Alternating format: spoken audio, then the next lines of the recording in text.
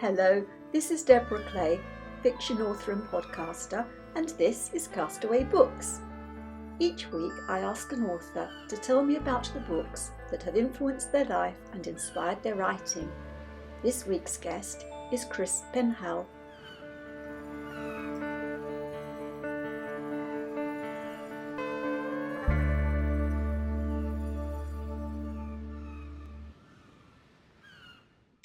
Hello, I am delighted to meet fellow author and friend Chris Penhall to my island today. Hello, Christine.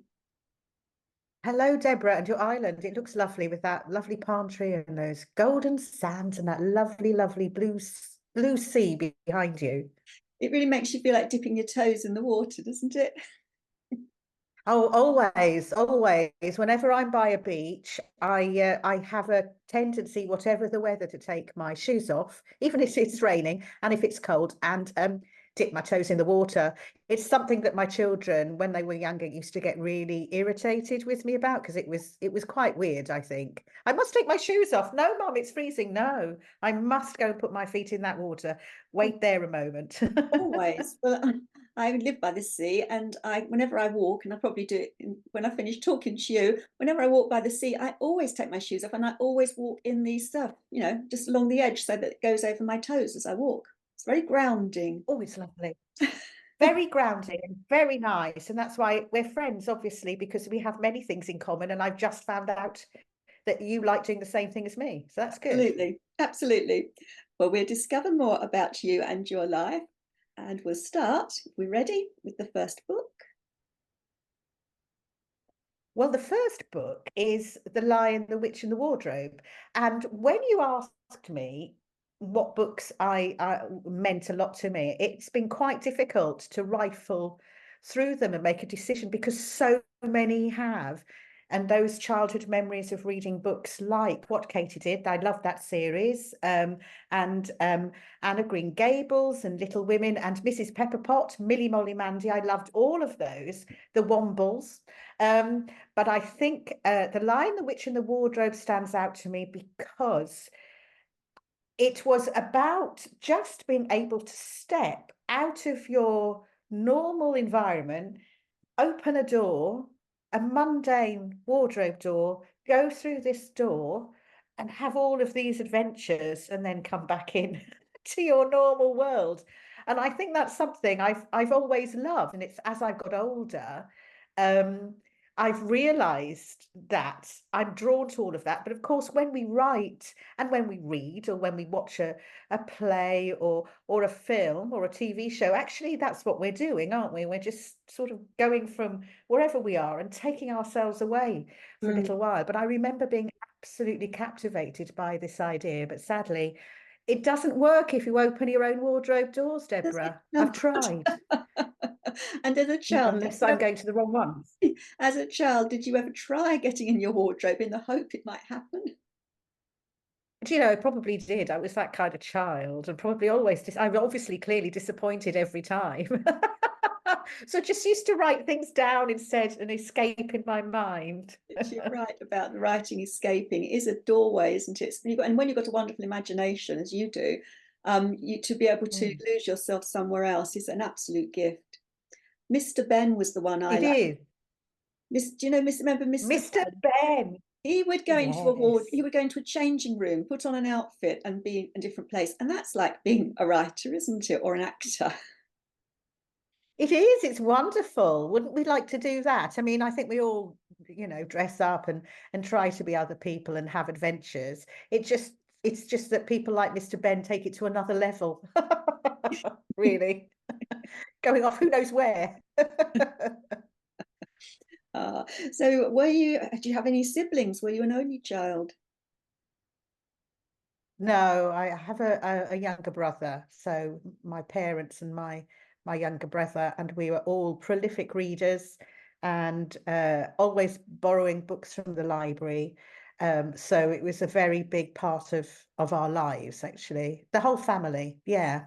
And where was your childhood home? Right. I was born in Neath in South Wales. And then when I was 6, we moved to Harlow in Essex.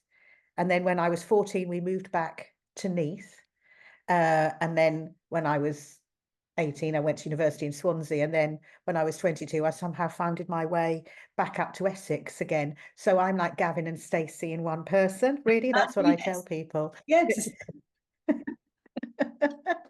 So my accent also veers between Welsh and sort of an Essexy London accent, depending on where I am and who I'm talking to. And sometimes I have to apologise to people when I suddenly start speaking with a Welsh accent when they don't know me, because they might think I'm making fun of them, and I'm not. It's my default setting. In fact, when I lived in Portugal many years ago and I was learning Portuguese, and I was quite nervous, you know how you are when you're trying to speak another language in another country. And I used to speak Portuguese with a Welsh accent. Bom dia, como está? Tudo bem? But you know, I'm much better at the Portuguese accent now. Both Wales and Portugal feature in your novels, don't they? They do, yeah, because I write novels that take me away, you know, as we were talking about The Lion, the Witch and the Wardrobe, and it taking you away. So I sit wherever I am. I write in many different places, but I find it quite difficult to write about where I am, because I like to go somewhere else in my imagination. And although I didn't know it at the time, I've obviously been collecting these landscapes and experiences the whole of my life. So I've been able to tap into how I feel when I was in Portugal, or how I felt when I was walking along a Welsh beach, or whatever. Or, you know, I've written a recent novel that was set in London. So I can tap into that, but I didn't realize I was doing it until I started writing. It's wonderful. We have a well of creativity, memories, ideas we can dip our imagination pen into, and it comes on the page. It does. And so you don't realize you're doing it necessarily, because I actually didn't. When I lived in Portugal, which is where my first book is set, The House that Alice Built, um, I remember knowing that we'd only be there for a few years, because it was my late husband worked for Ford Motor Company, and we got sent there. I mean, what a present that was. Where are we going to go? Oh, Portugal. Oh, okay, where? Near Lisbon, Cascais. Oh, okay. And I remember being sort of dropped into this environment that I knew nothing about, and it was beautiful and gorgeous, and it had a different attitude to life, and the light was different. And I remember unconsciously doing it. Now I know why I was doing it. I would do the same route sometimes. So there'd be a route that I would walk into town. So instead of actually driving somewhere straight into the centre of town, I'd park up near a hotel just at the top of the bay. And if I was going into town with my daughters, I'd just walk down. So I'd walk along the bay. I'd walk along over this stone bridge, which features in the novel. I'd walk down the bay so you could see all the boats across the bay, Cascais, Chester in the distance, down to the centre of town. And I did that so much. And now I can tell you exactly what every step was. I Mm. can tell you how I felt when I was doing it. I can tell you the noises I heard from the park and the beach and all of that. But I didn't do it because I thought I was going to be writing about it. I sort of knew that it was special, and that one day I might need it, really, to make me feel nice or comforted, or happy when I was sitting in um a grey room somewhere else, really. Mm. Which is why it's so important to be mindful and be present in the moment, because you then truly enjoyed those experiences and locked them in your memory and heart. Yes, but you don't always realize you're doing it. I certainly wasn't thinking of that when I was doing that. I just remember feeling that I was very lucky Mm. to be suddenly living in an environment like this. It's like somebody had given us a present. And Mm. I always felt like that. And sort of when I came back, I realized how lucky I was, because I had that experience in somewhere that was very easy to live, actually, and where I met wonderful people. And it was a catalyst to help me start writing properly, because I had time and space to do it. And that's been your gift to all of us, to share that experience in your beautiful stories set in Portugal. I'm moving on to the next book now, book 2. So book two, The Three the Three Musketeers, isn't it? Book two is the Three Musketeers. And I remember I put this down because I was one of those readers that I was quite a mature reader, actually. One of the things I've always loved is reading in words. And I used to enjoy reading above my sort of age range, partly because I did it so much, and it fed my imagination. But I don't always think that you're emotionally ready for some of the things that you read when you're younger, if you're sort of reading more complicated things that are more nuanced, etc.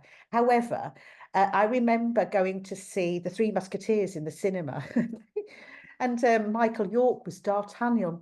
And I don't know, how old was I? 10, 11? Oh, I thought Michael York was amazing. And, the costumes in that were absolutely wonderful. And so I decided I would read The Three Musketeers by Alexander Dumas.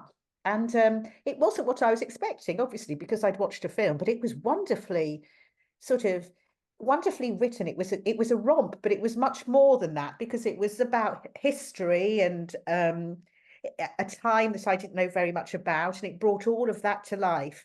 And I loved that, because sometimes when you study history, which I've always been interested in, actually. I did a degree in English and history because I love history, but the history that stands out is the history where you engage with the people and the social attitudes and things that were going on at the time, not just dates and kings and queens, etc. And it really brought a period to life for me, and I absolutely loved it.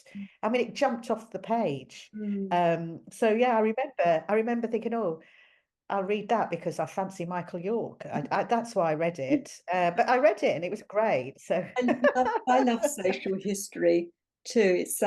It's great. Have you thought at all of ever been tempted to write historical fiction because of your love of history? no, I haven't. I'd love to be able to do. I admire people that can write historical fiction, because you have to weave together facts and a story. Uh, and bring something to life, and you have to be true to the facts. You have to put it into a backdrop, don't you? So it all makes sense, and you have to do the right research, etc. So I think that's a real talent, to do that. But no, my brain just doesn't go there. When I write, I find that my preparation, I can't do it. If I had things written down that I had to follow for when I creatively write, not when I do other kinds of work, because I have to have facts and figures and things like that sometimes. Um, my brain just doesn't want to go there. It just doesn't. It just rather goes into a free form kind of a creativity and the story. So no, but I do love the fact that people can do that. And I recently went to the Hay Festival, and they had Kate Moss and Ken Follett talking to each other about historical fiction. And it was really, really interesting. They do an awful lot of work. People that write historical fiction do a huge amount of work before you actually are able to read it. I've had a go at it. Honestly, you just do so much research. You don't use all of it. And if you then decide you're going down a different route, it's an awful lot of work. But I think at least been getting lots of history lessons in the process. Yes, I know. Yeah, no experience is wasted at all. Excuse me, I'm just about to cough. Sorry about that. Right.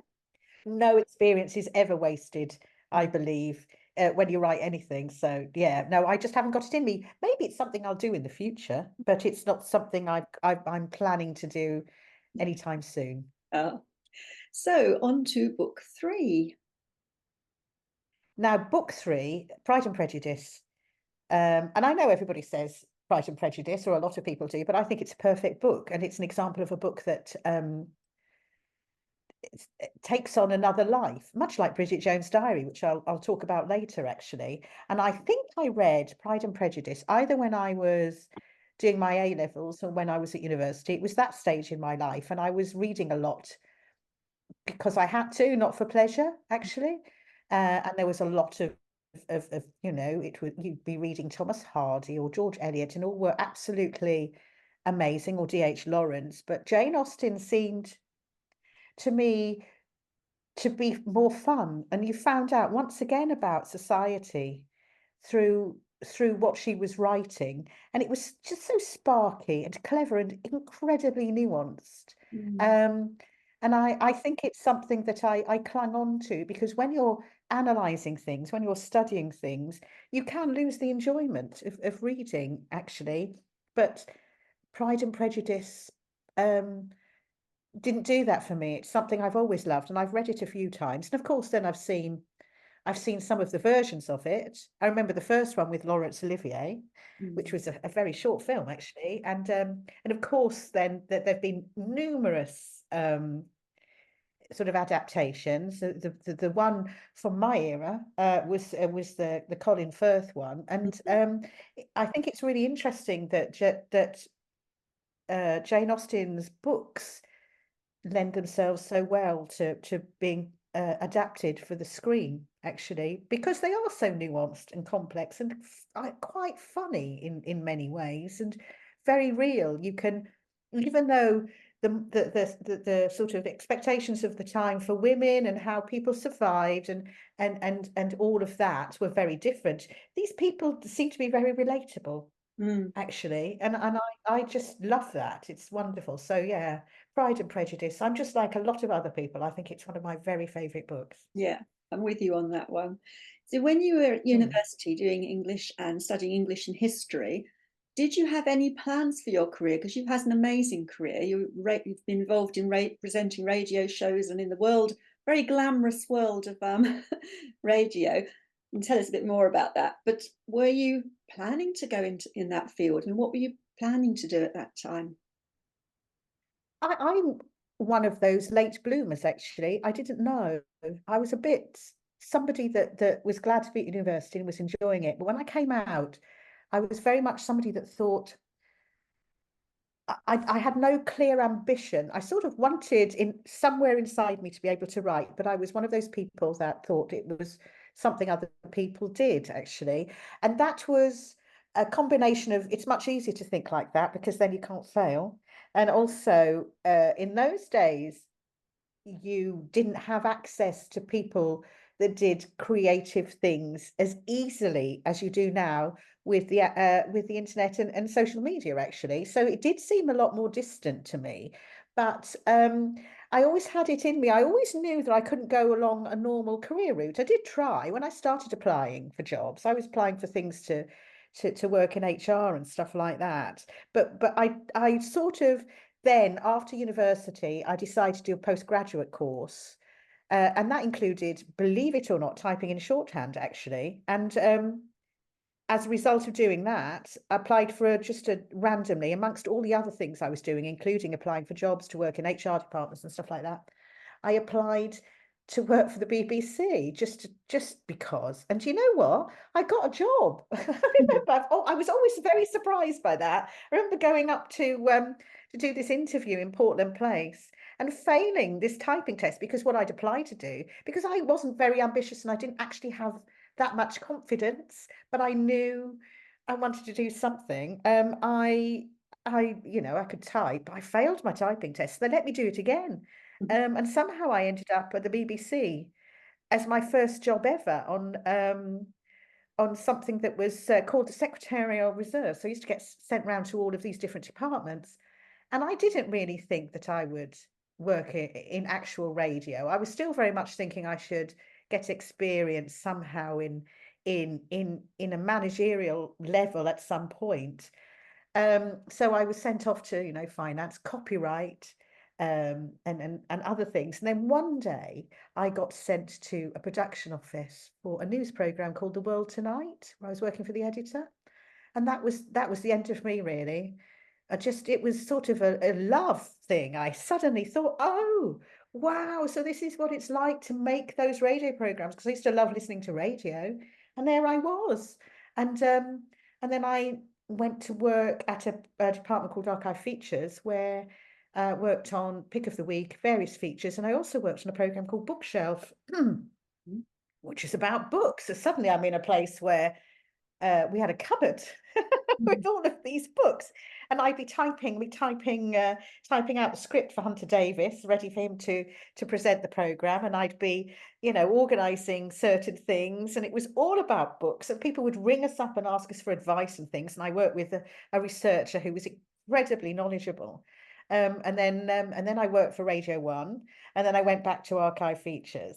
And it was a period of my life I valued, but I was still a bit confused about how to move on. I wasn't quite sure how I wanted my life to be, and I needed to earn more money because I was not getting paid a lot of money, and I was commuting, and we wanted to buy a house because by then I was engaged to Mark, and he had this amazing job working for Ford where he was just being on the way up, and I was there thinking, I don't know what I'm doing. I need to do something proper, even at that point. And so I left and became a civil servant for a while.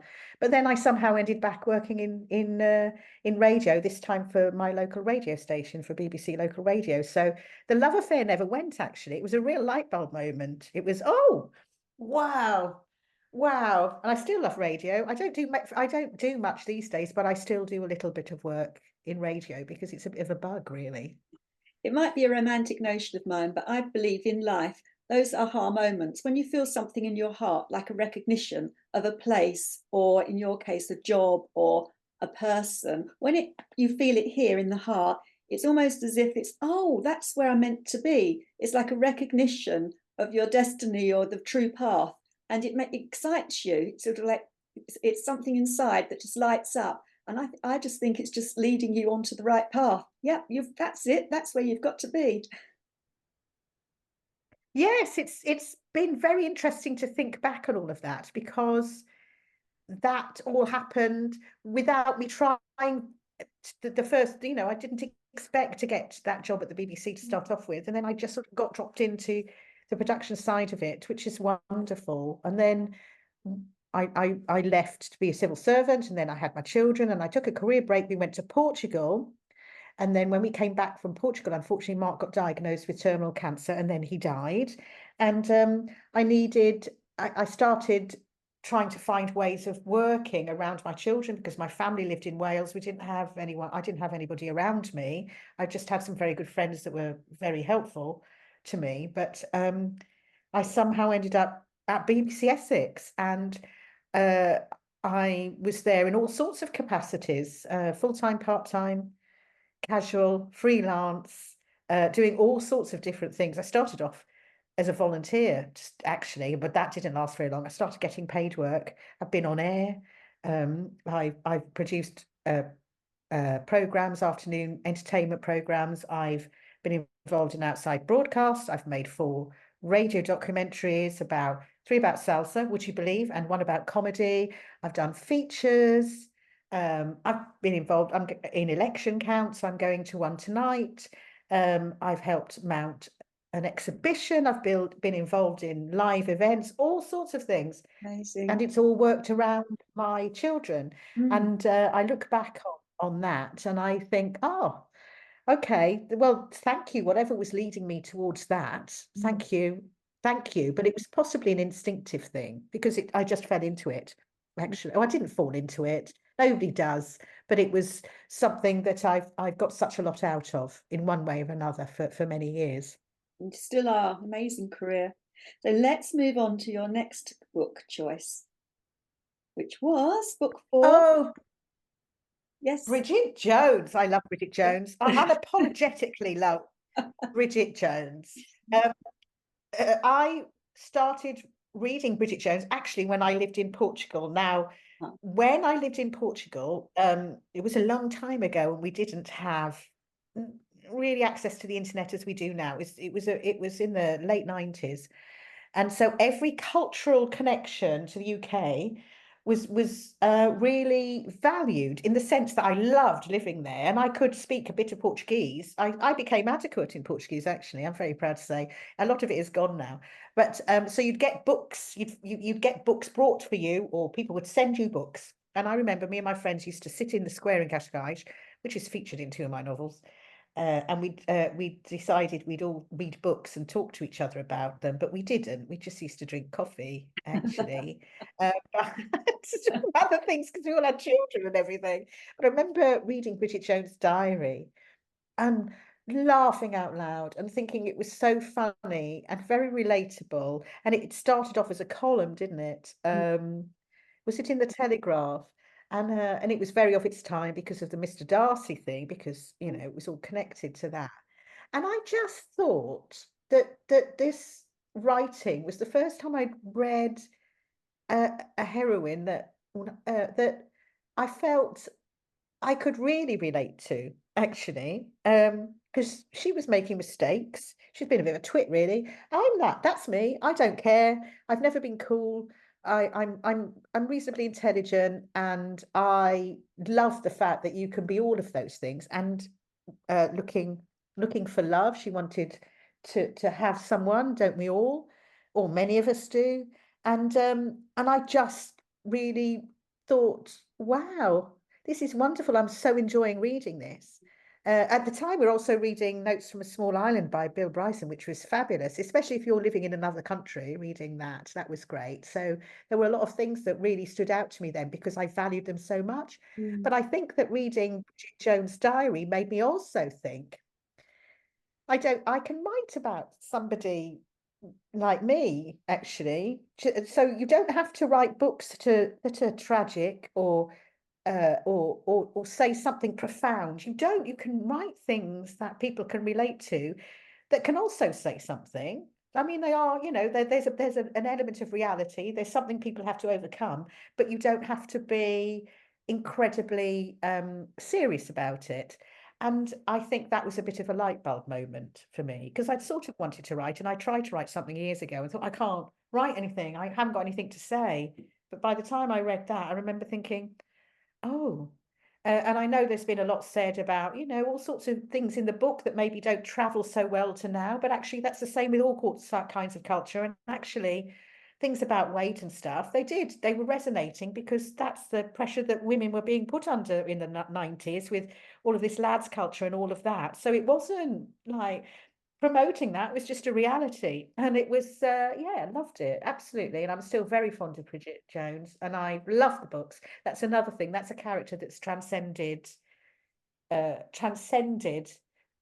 page and become something else as well. And I've read the books, and I'm really pleased to say that Mad About the Boy is being made into a film, and I haven't shied away from the subject matter because I'm a widow and I'm, human. And suddenly, for the first time ever, I read Bridget Jones, Mad About the Boy, and in the same sentence, I laughed and I cried.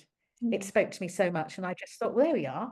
You've managed to do that to me, Yes, Helen again, Fielding. Well, it's yeah, really important what you say about reading characters that then make you feel a connection, and it helps you to understand your feelings better. And I read one of your books when I was on holiday earlier this year, Finding Summer Happiness. Yeah. And oh it's yes, yeah, Miriam, yeah. protagonist. And I really identified with Miriam very much so. I was going through, I'd experienced a bereavement, and I was as Miriam was in the story, I was between being very much in control and of my working life and driven and then knowing I needed a break, which is why I was on holiday, and I've been trying to cut back from putting pressure on myself, but then feeling completely at sea when I didn't have that structure, and then going between the two, oscillating and not being able to find my ground. And as Miriam went through that, and I was on holiday, I was able to internalize that and journal, and it actually helped me. Although when you wrote it, you had no idea that somebody would use it in that way. But that's the gift of being an author Oh, and the joy of being a reader. oh, thank you, Deborah. That's lovely. Thank you for saying that because you don't, and often you're writing things, as you know, that have a connection to you somehow, even though they're not necessarily autobiographical. And yeah, I wrote that one. That's set in South Wales, which is where I'm from, and it was triggered. That was triggered by me walking along the Pembrokeshire coastal path with some friends. Um, And I remember going over a hill, it wasn't a hill, it was over down onto a beach. And as we came up over this ridge to go down to the beach, there were sort of palm trees and everything, because there are palm trees in bits of Pembrokeshire. And for some reason, it reminded me of my family and the summer days down the Gower Peninsula, actually, where we just go to the beach for a day and be there with our friends. And it never rained. It must have done. It was South Wales. And I got a snippet of an image of me and my family just by that. And I wanted to say something in that book about that connection and loss, a little bit of loss, pressure, and how people structure their lives in order to deal with things, but sometimes it doesn't it doesn't always work, or it works for a certain amount of time. But that's what I mean about books that you write that are quite light, because I want people to be carried along with my books and enjoy them and maybe smile and sometimes laugh. But there's always a reality. There's always a reality of things that people have to deal with in the books that I write. And I think a lot of people write romantic fiction like that. And it's very important because it relates to something that's in your life. It wasn't about me. It was just triggered by a memory, because my mum had died a few years prior to that. But yeah. Oh, I'm glad you liked it. Thank you. Now I've got to your last book, his Dark Materials, Philip Pullman, which you introduced me to here because I hadn't heard of it before, and I looked it up and I thought, oh, I think I might read that. That's a great choice. Yes, I'd heard of it. I'd heard of it so many times, and a lot of people have said how wonderful it is. But it's not normally the kind of thing that I read. But I had a couple of people tell me repeatedly how good it was, how absolutely wonderful it was. And I thought I'd try it. I thought, And also, when I told these people I was reading it, one of them said to me, I'm so jealous of you because you get to read it for the first time and I'll never be able to read it for the first time again. I thought, wow, how has this affected you? And now I know. It's magical and clever. It's just another place where you go into a different world. And we've all read books, haven't we, where you're so into them that when it ends, you feel you've lost something. And there have been books that I felt like that when I've just thought, oh, I finished it. It's gone. What do I do now? What do I do now? This book is no longer part of my life. And I felt like that. I felt like that at the end of his Dark Materials, because it's another book, not the same as The Lion, the Witch, and the Wardrobe, but you are in another world. In fact, you're in more than one world, because there are different worlds going on, and it's very cleverly done. Is it a young adult's novel? I'm not sure, actually, but they adapted it for television, haven't they? And it's wonderful, and I'll never get to read it again. In fact, I don't want to read it again because I had that experience with it, and I had a profound experience with it, and I will never have that experience again. It's much like Bonfire of the Vanities, which I left out, but it is another book of its time that I read in the 80s, which is very much about Wall Street and all of those things. And I remember reading that and it was like being on a roller coaster. It was like I couldn't get off this roller coaster because it was taking me along with it. And sometimes I wanted to drop off this roller coaster, but I didn't want to. And when it had finished, I thought, oh wow, that was amazing. What was that? And I couldn't tell you the plot anymore. It was about Wall Street and money in the 80s and all of that. You're And that sneaking was in an another one extra book there. I'm so sorry. I could sneak in loads. I could sneak in loads. But it was, yeah. Your trunk is full. Your trunk is full. But I'm going to ask you one more thing that you could take on the island, which isn't a book, and it's not a Kindle, and it's not unlimited books. It's what luxury are you going to bring or take with you? Did I ask for a radio? Did I cheat? A radio's good. You can have a radio. Yeah, if I got some signal, of course, I love radio, don't I? If I had a signal, yeah, be quite happy, connected to the world, and then maybe somebody pick up the fact that somebody's listening, to a radio in the middle of the ocean on a little desert island, and they'd come and rescue me, Yeah. maybe. There is that. You may not want to be rescued. You have your books.